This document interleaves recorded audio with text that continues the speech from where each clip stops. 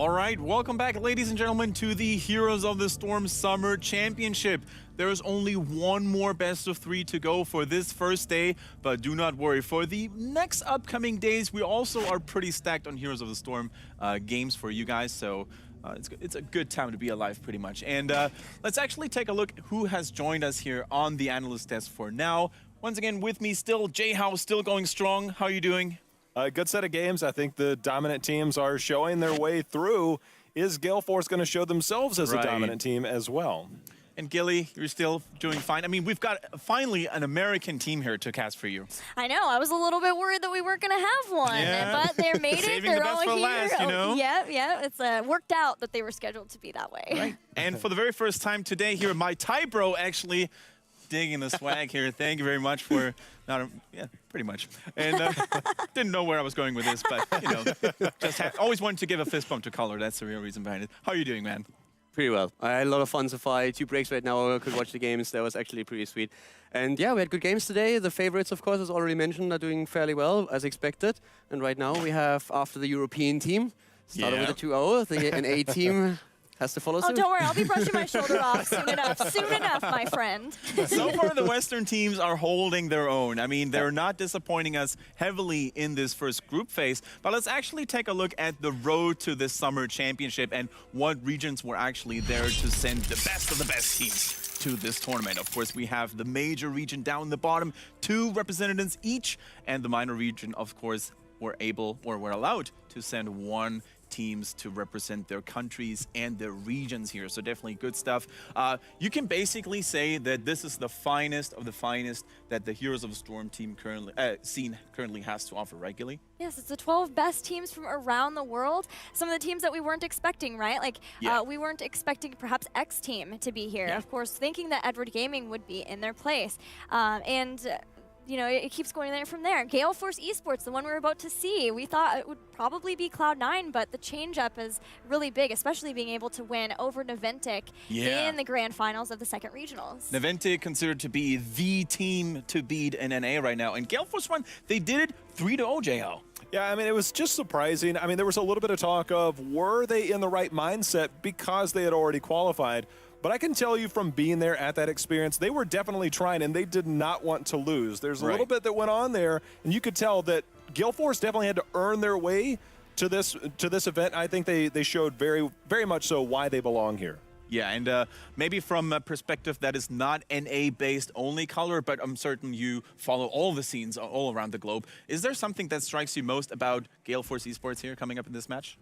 Well, first of all, I think one of the things we have to definitely point out before we talk about the results is that they had a very difficult day traveling here. Yeah. I mean, they just arrived like about, I think, an hour ago.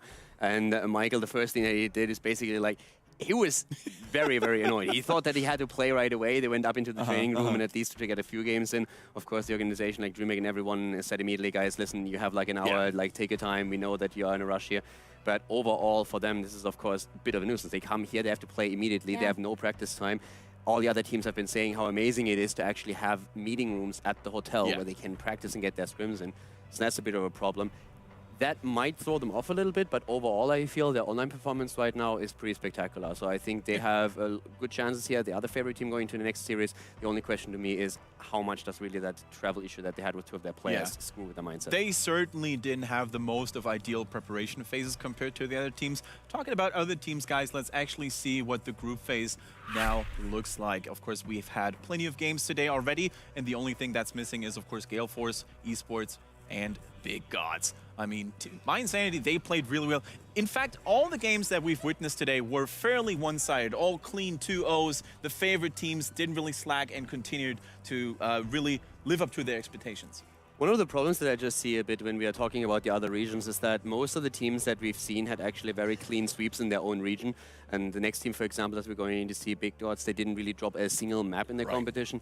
The problem that a lot of these top teams have from like the lesser region, if you so want, is they don't have the training partners to really advance there. They are already on the top in their respective region, and who are they going to train with? In most of the cross-server issues, you have suddenly lag problems that occur. So for them, it's really tricky to improve to a level where they can give these teams a run for their money. Yeah, and that is something that definitely cannot be said about Gale Force Esports, but Big Gods, they... I mean, you mentioned it, Calder. They have a limited pool of teams to practice with. Do you think they actually had a little bit of a special preparation program for this summer championship, Gilly, or do you think that they just kept doing what they were doing?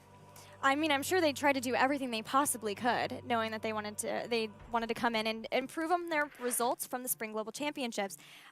They were not able to win a series at the Spring, so I know that they're trying to improve on that. You want to talk about preparation, Kendrick?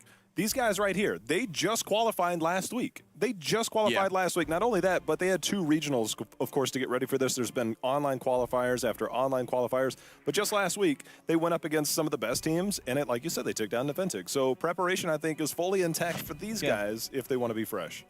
I think one thing to remember, even though there are travel issues that can affect their mindset, is that Gale Force has a champion's mindset. It was something that you and I got to talk about, Kendrick, in the break before this, is that in the grand finals, I saw something from an NA team that I don't know if I've ever seen before when they were playing Niventic, and that's they won a game, and they were completely serious. They don't ever they even, in fact, if someone starts to get too hyped, Michael Udall will bring them down. They want to make sure that they don't start making mistakes from thinking that they're doing better than they actually are. And that kind of mindset, if they're able to have something like that going into this, then I think they can overcome any issues that, like frustrations even from travel. Sorry, I just always have to laugh when I see a Crowan because the guy, he has basically enough hair for the 2 of us. So. That's not that difficult, huh? Hey. Sorry, man. The burns. You can donate some of those curls if you want, but like... No, Crowan is definitely a shining star here, not only in the NA scene, but globally. I mean, he has made a name for himself as one of the most dangerous Assassins players that NA has to offer. Let's talk about here Big Gods, though. Is there any player that actually comes to your mind, guys? Anyone that stands out? Gilly, is there a color? I would actually say Jishrit is probably the one, also because he streams quite a lot and by now he gets decent viewers, especially for his region, so you can always keep tabs on him at least a little bit. He was also one of the players that was able at the Spring Championships to impress to a certain extent. As Skilly already mentioned, they weren't really able to win a series. But yeah, so a lot of these guys are very vocal, and it's basically the same team that we've seen in Spring. They changed one player, but the core of the team is really still the same, so they're continuously trying to improve as a unit. With changing, bringing on a Beto instead of Deus from last spring, they did also have to go through a role swap. So Typhex was playing Warrior, and they moved him into the melee and flex position in order for Beto to go to the Warrior position, which is where we are seeing him here. But they have the potential, of course, to play double Warrior, which we've seen from some teams, because they do have a couple of Warrior players. And something that I already do like about Big Gods here is that they are sunny boys. I mean, they're smiling. They're all brightened up. I mean, they're... oh, okay. Calder, is that a challenge? Not gonna Once we're getting back on camera, you're going to have to do a reverse flex here and show what you got. I have a shirt. Like, I'm not taking my shirt off. It's not going to happen. Right. But that's exactly don't get too excited, But that's exactly what I was talking about. These guys are all smiles, you know? And I think that's exactly the mindset you have to have when you're considered to be the underdog. I think for sure. I mean, the major thing that we look at for these teams is that because they've won their region, they already have a certain amount of confidence because they know that they're good enough to get here. It's just a matter of what Gilly was talking about. Is there somebody to say, hey, don't have this false confidence, don't get too high on yourself, and make sure and play at your level and try and be better than what you already are? Yeah, we'll see if they're able to do that versus Gale Force. They know that they've at least have had some time to practice. We'll see if they've also had some time to prepare. It's if you look at some of Gale Force's games, it's pretty easy to tell who they're going to want, and especially on some certain battlegrounds, too. Yeah. So we'll see how much they're able to do in preparation. And without further ado, let's actually jump right into the map selection screen. I mean, both teams have settled down, and we are going to see what the first map is going to be.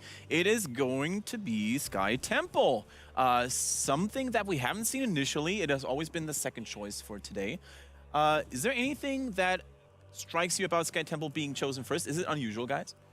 I don't think it's unusual in the competitive scene especially, and you know, we see this a lot, Cursed Hollow, Sky Temple, a lot of the familiar maps, and one of the things that I think we'll look at when we do get into the draft is who's going to prioritize that global mobility that we've seen on some of these maps. Very important keyword. And I know that Gale Force has a tendency to either want to play it, not play it, or maybe play a certain hero that Gilly was kind of alluding to there. We'll see if we're going to be friends, but I think the draft is ready to start. Yeah, it Caldor is to say indeed. hi, friends, for us.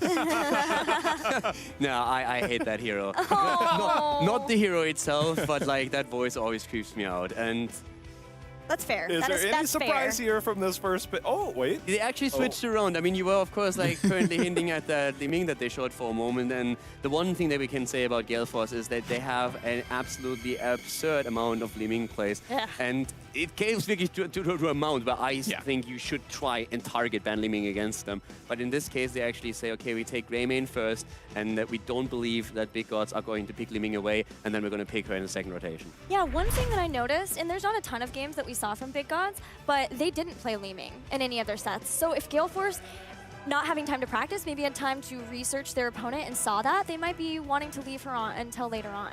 Something that I also just noticed is that Big Gods is not a team, or they are not a team to be known to actually care about Illidan that much. But now they actually ban it away. Maybe because they caught up with the global meta, maybe because they're just scared of this hero in general. Another thing that I find very interesting with the first pick that we see from Gale Force is that Big Gods actually, especially in the final that they played in their region, they really prioritize Greymane. So I feel in this part, it's first of all what Illy already mentioned, that she says, hey, they didn't play Liming, so apparently they're not really comfortable with the hero. We don't believe that they're going to pick her away. And Gale Force knows that they would like to play Greymane, so they basically have like two very solid moves here already. They pick a hero away that is strong for them as well, and they still have now the option to go into Liming as the additional damage dealer if they want to. I feel like that this is a good opportunity for them to pick it up because what we saw out of Akaphase, his diverse support pool, he's able to play it. He loves playing Brightwing, so you can ban out all the supports you want. It allows them to kind of go into more of these comfort picks early on, as we do see Liming picked up, as everybody knows that's going to be Crow in there. Oh, yeah. But the fact that they don't necessarily have to prioritize supports as highly as some of the other teams allows them to go into their assassins very early on in the draft. Yeah, they were playing a lot of Karazim, and Akaphase's Karazim was wonderful. Yeah. In We the did that North game. That was American Regional. incredible. It was beautiful. So many good palms. But with Tassadar being picked up, I still wonder if maybe they'll grab Rhaegar here, since they won't have the Tassadar Karazim combination, especially for someone as able to die as Greymane. Yeah. I like the Meridian pick here. Well, Meridian on Sky Temple, the one thing that makes him even stronger on Sky Temple compared to any other map is that he's actually able to just like sit tight on a temple and soak all of the shots. This is why we oftentimes see a very high priority on the hero on this map. Not only because you can build so many compositions around him, but it's just like that ability to capture the objective. So it's a very good start for them. As already mentioned by our 2NA boys and girls here, we have them with such a flexible support pool that there's absolutely no reason for them to pick a support this early, which a lot of other teams are actually forced into. And we've mentioned global mobility times and times again, and I think it's a very important thing to keep in mind when playing on Sky Temple. So is it actually going to be happening that we might see some exotic picks from Big Gods, maybe a Dahaka? What do you think about that, guys? Here's the part where this is what we were just talking about with the supports. They're looking to ban out Uther, which means they'll probably pair Rhaegar with Tassadar, and they're thinking, okay, we have control over this. But that puts Akaphase directly into Karazim or Brightwing, and Brightwing works very well on this map. And Akaphase, that is his hero. Right. So I feel like if they're trying to play the support game, that's not going to work out in their favor. No, and the other thing I'm concerned about is if okay, with the Thrall ban, I'm thinking maybe Gale Force would ideally like to have Falstad and either Brightwing or Karazim, maybe even the Brightwing, and then do a double global. They love global heroes. Rafflecopter can play Greymane. We know Crowan will be playing Liming. But with That beautiful model. With globals being so good on Sky Temple, could be something that Big Gods pick up here. And directly into it, they do pick up Rhaegar. But the thing that I love right now about Gale Force is the fact that they've taken away the two strongest frontline heroes in Sonya and Thrall. And when you have Rhaegar, or excuse me, when you have Greymane diving in to get that backline, but Zeratul, I feel this is his best map because of the room he has to work. I actually like Zeratul here, and the one thing that I really like from teams that are the underdogs in today's matches is if they actually start to either come up with something that's a little bit new to them or even go for full cheese. Because the thing is, we all know that there's a favorite team here today in all of the matches that we had, and you kind of have to risk something if you really want to overcome this. Especially on a map like Sky Temple that is very scripted at the beginning, usually the better mechanical and coordinated team is going to win it, so you have to somehow surprise them and shake them up, and the Zeratul can do exactly that. Brightwing then again, of course, not a surprise, we talked about it, but on level 4 with the Peekaboo, you can have a bit of additional pressure onto Zeratul as well. But pretty much believe that Big Gods kind of knew that this would happen and just said, "You're fine with it, but we have to do something here." The craziest thing about this is that I feel Gale Force just got exactly, this is all of their comfort picks. Yeah. Falstad, that's going to be Rafflecopter. Greymane, of course, you know that's going to be Michael Udall. He loves to get in and get dirty. And then Brightwing, I mean, it's just crazy the amount, 2 global heroes. And the biggest thing here, Peekaboo, and then, of course, Polymorph. If those 2 can neutralize Zeratul, that takes away a lot of what Big Gods is trying to have planned. And over the summer season, their highest win rate hero is Muradin. They have a great Muradin player. Fury has been in the scene for a long time, and we needed a warrior for Big Gods. They're going to pick up ETC. Yeah, so overall, I would say actually 2 very good-looking drafts. I mean, Gale Force Esports, they got what they wanted. And Big Gods is not actually afraid to send something against them that, as you said, Color, is a little bit riskier, but could make for flashy plays. I would really like to see that ETC with Stage Dive. I don't think you get any more, any value out of the Mosh Pit here. Yeah. You have a Brightwing against you with a Polymorph, the Mighty Gust, stun on Muradin, the potential Wave of Force on Liming. A Mosh Pit is not going to do anything for you here. Right. But if you at least go for Stage Dive, you have something that can counter-soak a bit to that Falstad and Brightwing to a certain extent. That's one of the things that I'm currently watching out for a bit. But I believe that when we look at Gale Force, especially that first pick, was absolutely ingenious.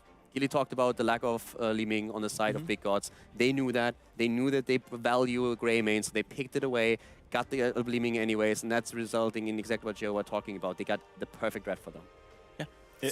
I mean, it just fits right into them. I think everything that Caldor just highlighted as far as countering Big Gods, I mean, it is just the perfect counter for what they have and the perfect pickup for them. I don't think this could have been a better draft. It shows they were spending the time that they had, even with people not being here, researching their opponents. But Big Gods still got a few of their comfort picks of their own, so we'll see how they do still have to perform, though. They do. It's not just about the draft. It's not just about the draft. But I like what you're bringing up here, though, because this is basically the dream scenario. You take something away from the enemy team and make it fit into your team comp. And the Greymane, as we mentioned in the previous matchups as well, he's just such a cool hero to play in general because he has this flexible playstyle. He can go in, he can dive out, he can poke a little bit, so definitely a jack of all trades. So Calder, if you compare those 2 drafts and tell us which team was probably going to have the upper hand here. I definitely give it to Gale Force. Right. I think Sky Temple also is the map that is very standard in the style that you play it. Usually the stronger team shines here in the early game and can carry it into the late game. If you then don't make any major mistakes, you have the game. So I feel map and composition are in their favor. Gilly. Gale Force for me as well.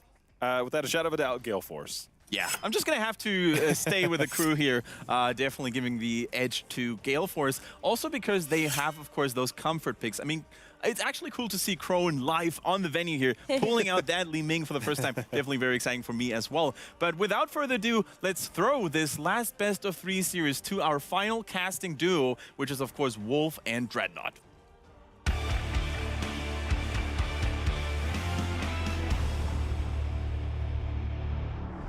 Thank you very much, Kendrick. I'm Wolf. With me is Dreadnought. Haven't cast with you in a while, so I'm pretty excited about this. Really interesting draft there. I'm going to have to ask, although I think I know what you're going to say. Okay. Which draft do you like more? I feel like I like Gale Forces only because it's their comfort picks. That is the main selling point, I feel like, for me. I do kind of question the prioritization of supports. We talked about that a little bit while that draft was going on. But for the most part, they got everything that they are comfortable on. Yep, speaking of them, here they are right here. Mike Udall on Greymane, Alka Force on Brightwing, Crowan, of course, on Liming Rafflecopter on Falstad. And who did I miss? Fury on Muradin. And for Big Gods here, we are going to have Vieira on the Rhaegar, and then we're going to have, oh gosh, Jay Street Day is going to be on the Tassadar, Mures is going to be on the Kel'Thas, Beto Gigi is going to be on the ETC, and Typhex on Zeratul. Yep, there you go. And Vieira, a big Rhaegar fan, definitely his most played support by miles, so we'll see if he can make it happen here. As we do see, control of the Watchtower does go to Gale Force Esports, and Big Gods is going to go ahead and rotate away. And, I mean, obviously, Crowan is very famous for his Liming play, and that's going to, I think, be the focus of all of these team fights. Greymane, a hero that can go in, dive in, and oh, speaking of diving, Mike Udall is going to get gravity lapsed here and will get blown up. He actually tries to re-engage there because he knew he was going to die, but already First Blood does go to Big Gods. But Greymane is a hero that in certain other compositions where you have big burst support, he can stay in longer, but this is going to be more of a poke Greymane, am I right? Because he can't actually get Divine Shielded or Sanctification here. Yeah, it's going to be like the pre-shield from Akaface is definitely going to be needed for them to have success with him. But again, after the nerf to Greymane, he doesn't do too good of poking on his own. So I think he's going to be really dependent on Falstad to be effective in that. And again, Crowan on the Li Ming, as you pointed out, he's very well known for that. Actually, in the bottom lane, Rafflecopter fell down on the Falstad as well. So a front wall being traded here. And Big Gods is doing a great job staying ahead in this matchup so far. Yeah, taking that first kill, getting a second as well here. And let's see if they decide to use this brief moment to invade or if they're just going to trade shrines. Obviously, Falstad comes up very quickly here and can fly right in. So even with that kill, they don't have a one-man advantage. And for the time being, they are just going to trade, although they rotate up now to the top lane. Yeah, that rotation should be okay. Fury uses Dwarf Toss, so he does get the stun. So does the Gravity Lapse. Great polymorph, but it's not going to matter. That is one dead Dwarf. And with Mikey Dahl staying on the bottom lane here, they are trading a little bit, like trying to go even here. But yeah, so far, Big Gods is just doing a great job with their comp. They have a whole level lead now in soaking in EXP. They got level 4s a little bit faster, but Big Gods is really bringing it today. And as the panel was talking about earlier, with the travel problems that Gale Force had, it's pretty frustrating to basically just show up now and not even be able to go to the hotel and come straight to the studio and start playing against this team that's prepped so well. Rafflecopter does get stunned here and survives with about 20 health. That's what they could call calculated on that one. Barrel rolling a little bit deep to try and secure a kill when it came to the teams here. So they are losing by an entire level now at this point. Gale Force Esports here struggling when it came to that bottom lane ganks and really just all the ganks on the map for the team. Again, those jitters I try to bring up a little bit in the analyst role, I feel like is going to be common when it comes to them because they are such a young team. Yeah, they really are. And they've had so much success so quickly, so suddenly, you know what I mean? It's a team that is very recently formed and has big aspirations and is still very clearly excited about the prospect of wow, we're in Sweden. This has never happened before. We just got formed and now we're at the World Championship. But Big God's definitely doing their homework on this one. I'd say the drafting maybe not so much, but they know how to play against this. And look at this, already going to go ahead and blow up Brightwing here. And now it's 4 kills to 0 here before the 3.5-minute mark, and they're about to hit the level 7s. To be completely fair, though, with how Big Gods have 4 kills over Gale Force Esports so far, Gale Force has managed to maintain the XP here. So I feel like maybe Big Gods, their rotations being a little bit weak. Yes, they are committing their resources, but not as efficiently as they could be because this should be a far bigger lead than they have right now. They're a bit slow on the rotation to the Mercs as well, so they are going to get this one, but the bot Mercs are already going. They're already having to deal with that, and Rafflecopter pushing it down here. Obviously, getting the well before this bot temple is a really big objective. There's kind of a timing you can hit with that if you can actually clear that up, but it doesn't look like they will be able to. Mike Udall going to have to go back, and that shrine will be coming up very soon. Yeah, they will be coming up soon, and one thing I do really like from Gale Force Esports so far is they capped that night camp a little bit earlier. The shrine will be spawning in the next 30 seconds, and they'll have Brightwing up there already being able to clear, and it's going to draw the aggro. Obviously, when there's a global, it's going to happen no matter what, but getting the early pressure as soon as they can with the globals is the most effective way to kind of play this rotation, so they are adapting to the situation. A big push here, actually, with Big Gods is late Giants here. They're going to clear this wave. See Crowan drops that orb down, and it's a kind of a game of chicken as to which global is going to come down first up on the top. It looks like Brightwing failed on that one. They did clear the night camp out, though, and they are going to make the rotation down. So is Zeratul for the time being. But right now, Big Gods is on the back foot only because of the night camp on the upper half of the map. Mike Udall taking a little bit of damage earlier as well. He's not at full health, and they don't have their well because Big Gods was able to take that. So Big Gods is going to look to fight. They're not even going to stay on the shrine with anyone except Vieira. He can come up at any second. Here comes the power slide in. They're going to go for this, and boom, down goes Murd. And right at the beginning, Rafflecopter going to have to barrel roll away. And so far, so good here for Big Gods. Looks like we might even have a little bit of an upset on our hands if things continue in this manner. Yeah, that lack of a burst healer that you brought up a bit earlier is definitely showing at this point in the game. Brightwing has no ability to kind of sustain out of that. Like, she's only a counter engage really when it comes to that polymorph. And on top of that, she can't keep everyone healed up and healthy while she's soaking in the top lane, and they lost their fountain as well. So with no healing fountain, everybody kind of has to hearth or take a bad fight. And you have to make one of those two tough decisions. They're basically both bad decisions. Gale Force Esports still holding their own in EXP. Big Gods is about to hit those heroics. And obviously a big power spike comes with that, with the ability to mosh and the Void Prison. Yeah, I do think that Gale Force Esports, though, their composition, when they do go 10-10, is going to be far better than the early game. They don't necessarily have the best early game composition, but it becomes far more forgiving for them as it goes on. But Fury getting actually going to miss the stun there from Beto GG, so Fury will be able to get out of this situation for the time being. But structurally, the integrity for Gale Force is inferior to Big Gods, and they have everything going for them so far. Yeah. All right, Heroic's finally up here for Gale Force. Nothing out of the ordinary here. Still waiting on Li Mings. Might go for the Wave of Force just simply to deal with that ETC. Yeah. Although, looks like they're going to go with Disintegrate, which personally I think if you're picking Wave of Force just for that disengage, it's not... You're missing so much damage. I don't know if the trade-off's worth it. Yeah, I agree, especially when they have Brightwing and Murden. They have a lot of tools. No Dwarf Toss here, though. Fury's going to get stunned out, and that's not going to be it. He will be able to survive this here, Wolf. Well, for the time being, he will. There's the big reveal, and Mike Udall is going in deep. Here comes Rafflecopter with a nice gust coming in. Go for the throw, getting one reset. Double gravity lapse, though, with the follow-up mosh. Mike Udall looking very low. He will end up being killed by that chain bomb, and so far, a 2-for-1 in favor of Big Gods, but that fight could have gone a lot worse. I think that gust definitely gave them an opportunity there. Yeah.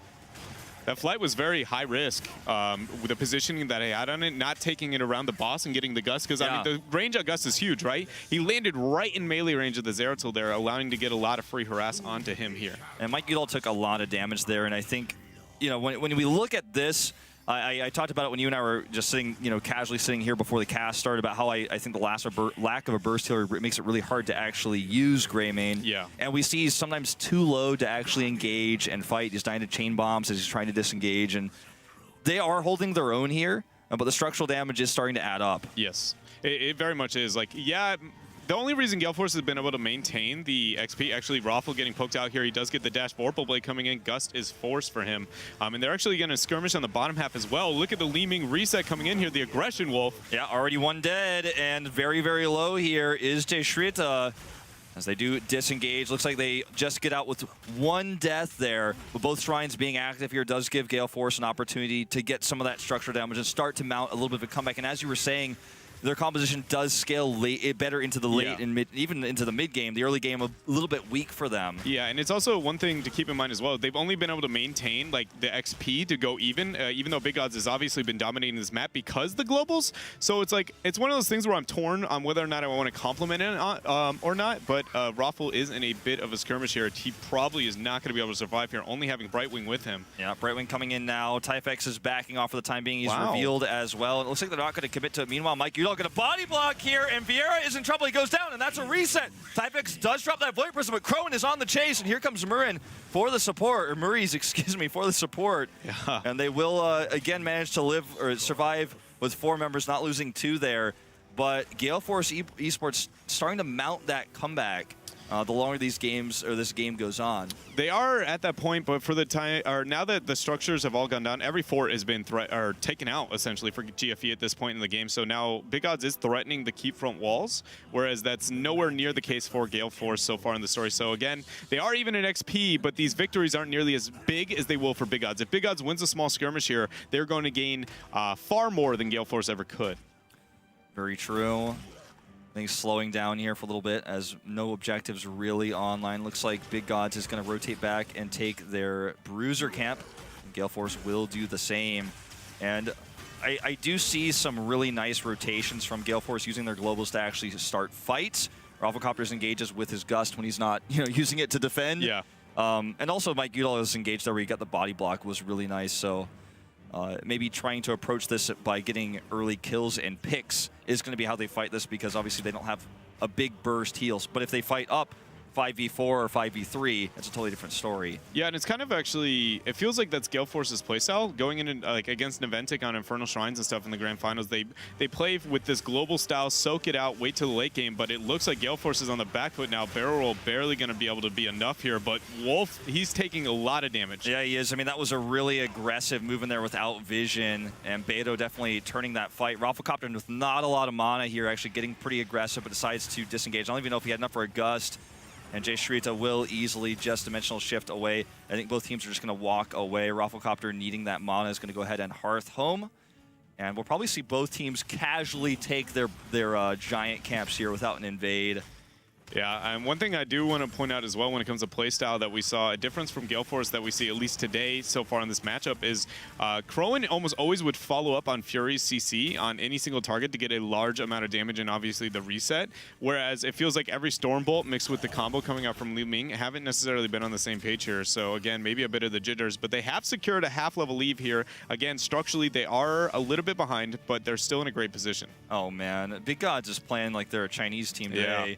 Not only with this, but also their aggressive invasions. Fury does get hit here. Not going to get the stun, though. And Beto taking a lot of damage. The Ancestral is wasted here.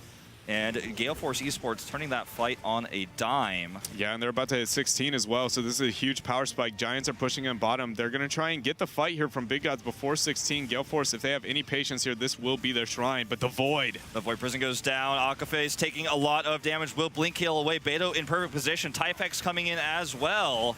There's the Polymorph, and he will have to retreat. Li Ming is looking for those resets. Oh, and there's the double stun. Not going to be able to go on it, though. Gravity Lapse going down, and Crowan is in trouble. Does teleport away. Brightwing even going to go ahead and finish shift just for safety. And I'd say a positive trade for Big Gods overall, but they did lose that Ancestral. Yeah, and Mike Udall getting caught out here, getting the soak for 16. He's going to get killed, actually, here. The Prescient's coming in with a two-man Mosh Pit Wolf. This is not looking good. Oh, Beto taking a lot of damage, though, and he is polymorphed, and they're trying to get the resets on him, but they just can't get the kill. And down goes Brightwing, and Typex is going in. Crowan with not a lot to escape with here. Does use his second teleport to get out of there. It is going to be 3 kills, though, here for Big Gods, and they're not done yet. Fury does get caught. Will get burst. Crowan trying to come in to turn things around, but he will be the next to fall. Fury does live, but 4 kills for Big Gods here, putting our score to 11-3. And not only do they catch up, but they take an EXP lead and will approach the boss. That all came down to essentially Michael Udall and the rest of Gale Force Esports risking not having 16 before taking that fight. Obviously, the Void was really well done on the side of Big Gods, but everything else on their decision-making was how can we risk our positioning before we hit our power spike? And really good job from Big Gods understanding the circumstances and capitalizing as best they can. Giants were sieging on the bottom half of the map for Gale Force, managed to take out actually an entire key front wall, but again, the mid-4 still stands for Big Gods. Yeah, I watch a lot of North American heroes, and Mike Udall is one of my heroes, if you will. And I do want to really point out, even though he's been dying sometimes, without having burst heal when he knows he's going to die, he's putting off massive damage. Yes. It's just that sometimes Crowan's just not quite able to hit the resets. He needs these resets to snowball the fight. This comp is basically snowbally. You would get 1 kill, you get 2 kills, it leads to 5 kills, Yeah. but you have to get that first step in that first reset. And if you can't, Big Gods' comp is going to win the longer fight. Yeah, and the stun coming out in the Fury. No Li Ming follow-up quite yet. Brightwing getting knocked up by the Gravity Lapse here. Fury's trying to force it here. Health bar's going low for both of the teams. But, oh, Typex confirms the kill onto the backline. Raffle's in a rough spot in the Void. The Void Prison going in, and Raffle will certainly go down. Even the chase here, Shrid is after him. There's the Force Wall. He's down to 200 health. He goes for the autos, and 27 health. He's not going to get any dice. Meanwhile, Fury is in trouble. There's the Gravity Lapse to lock him down, and that will be the 2nd kill for Big Gods. Crowan on the retreat, dropping out as many magic missiles as he can. Typex looked like he might have been considering going in there, but wasn't sure where Mike Udall was at. And actually, he is going to dive in here, and down goes Crowan. And this is 14.5 minutes into this game. They're going to grab a keep. Yeah, they're going to be able to secure the rest of this keep here. They won't be able to get too much more off of this unless they get a couple more kills. Gale Force probably understands that, and will be backing out. No, not the case, actually. Huge damage going on to Mike Udall, and great Ancestral to keep Muras alive coming out from Big Gods, man. They are playing this very aggressively and very well. Turning around on a dime, and you know, part of the reason why I feel Big Gods didn't perform as well in the Spring Championship is they had a really tough group. They were even in the group with TNL. It was their opening match, but I think not only was it a tough group for them, they got knocked out early, people didn't really get to see their potential, but also, just from watching this, they have improved so significantly since the last season. I'm really liking the way they're playing right now. Obviously, with this slight advantage, going to go ahead and take these Giants. They might grab their own after a Hearth before these Shrines come up. 15 seconds to go on that. And they're very quickly approaching 20. Yeah. This is the tipping point in the match, really. If Gale Force doesn't manage to be successful in these next skirmishes, they're not only going to be losing the keeps, but honestly, it's going to be start threatening the game. The 20 power spike in the core will be vulnerable, or it'll just lose the game. So Gale Force, this next engagement for them is absolutely crucial to be successful. Brightwing is trying to clear those Giants on bottom here. They are getting a little cap on mid. I would argue that Big Gods right now not getting on one of the Shrines is a poor decision. Yeah. And also, Gale Force controlling Sightstone right now on top is very important for this team fight. Yeah, because they see this coming Yeah. a mile away, so Beto actually can't start the engage the way he'd like to. Here comes the teleport in. Fury getting that shield, and here comes Rafflecopter, and Big God's knowing this, just going to back away for the time being. Their Mercs are pushing, so the longer they delay this, they can get pushes with this, and they can split the shrines. So I like the decision rather to not fight, but to back off, and I guess kind of get more pushing power with the Mercs. Yeah, and now they are rounding out towards 20, a little bit closer than Gale Force so far into this matchup here. They didn't even finish the rest of the shots on mid. They're making the rotation. They want to try and force the fight before they manage to get 20. Stormbolt is missed. This is very risky. This chokehold for Void, but it only hits Li Ming. All right, they're going into the fight here. A nice gust, but it may be too late. Mike Udall gets so low, and he is taken out here. Now it's a 5v4. Fury all alone up here at the top. The gravity lapse is missed. He already used his Dwarf Toss. Can he drop down that force wall? Yes, he does. And Fury taking a lot of damage, but does allow the rest of his team to back off. Yeah, he's trying to get out of the situation here, but I don't think he's going to be able to. Chain Bomb will be able to secure it with Typhex. Great blink in here onto Akaface. He's going to get the teleport, but a Mosh Pit's going to be saying, no, you shall not pass here. The Force Wall as well. Great gravity lapse there to secure a kill. Crone's going down. That's 3 people down. This could be game. Aka with the Polymorph. This looks like it might be game. Aka does get the Polymorph, but it won't be enough to fly to escape here, and they're just going to keep pushing their advantage. Coming down here, looking for Rafflecopter. There's the stun. Oh! Going to lock down with the gravity That's lapse, it. and that is game here at 17.5 minutes. Big Gods will take game number 1 here with a very big upset. Very well done from Big Gods. The coordination out of this team, never missing a power slide, gravity lapse combo, everything they did. Just they even executed on Void Prisons very effectively. The which is force walls were out of control. Yeah, it's just very well done across the board for them. I am impressed in Gale Force now. We talked a lot about jitters and about maybe some of the travel problems that they've been having, whether or not it would affect them. I think we can say now that it definitely did. Absolutely. They did not look like the same But, team. you know, more than that, I really feel like the composition that Big Gods had was more standard, and Oh, no, definitely. it definitely allowed for good fighting. But they always got an early pick, and they were always looking to kill Brightwing early, the only healing that they really have, the only shielding that they really have. And Mike Udall is neutered in this moment where he doesn't have shields, he doesn't have the healing, and he does a really great job even while he doesn't have it. He's like, well, I'm dead already, so I'm going to do a ton of damage before I go down, but what happens after that is they can't win a 3v5 or a 2v5 if it goes that badly. And one thing I think that should be that I really like when it came to that series specifically, or I guess the thought process from Gale Force is I think they might now realize when you're at the global stage, your comfort picks don't matter. Yeah. You can't. Well, I really like this hero and it's a lot of fun. It's like, well, they're even the teams that are considered the lower regions right now, like they just dominated you. Yeah, they will. Dominated you. Absolutely. Well, guys, we're going to see what the panel thinks about that first game. Take it away, Kendrick.